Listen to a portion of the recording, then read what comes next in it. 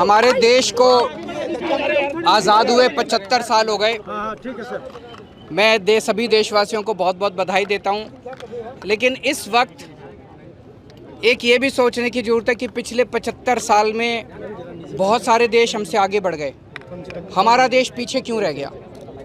हमारा देश परिवारवाद और दोस्तवाद की वजह से पीछे रह गया।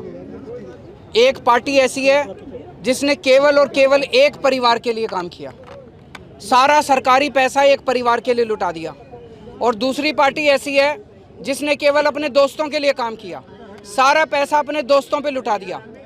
आज 75 साल पूरे होने पे, आज़ादी के 75 साल के अवसर पे हमें प्रण लेना पड़ेगा कि अब इस देश से परिवारवाद ख़त्म करना है, दोस्तवाद ख़त्म करना है।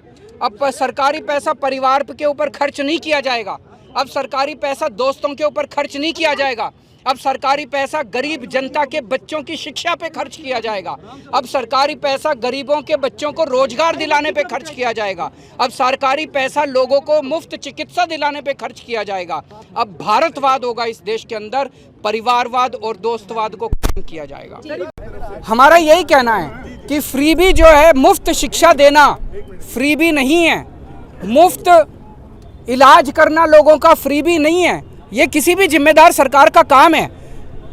10 लाख करोड़ रुपए अपने दोस्तों के कर्जे माफ करना, ये फ्रीबी है। अपने दोस्तों के टैक्स माफ करना, ये फ्रीबी है। हम देख रहे हैं पूरे देश के अंदर सबके ऊपर इनकम टैक्स की रेड हो रही है, सब पे ईडी की रेड हो रही है, सब पे सीबीआई की, दोस्तों पे रेड नहीं हो रही। तो ये सारा देश कुछ चंद दोस्तों के, पहले एक परिवार के लिए चलता था, अब कुछ दोस्तों के लिए देश चल रहा है। लोगों को कुछ भी दे दो, लोगों को, बच्चों को पढ़ा रहे हैं, कहते फ्री भी हो रहा है, फ्री भी हो रहा है। अरे बच्चों को शिक्षा देना हमारा धर्म है, किसी भी सरकार का धर्म है, इसको फ्री भी नहीं कहा जा सकता।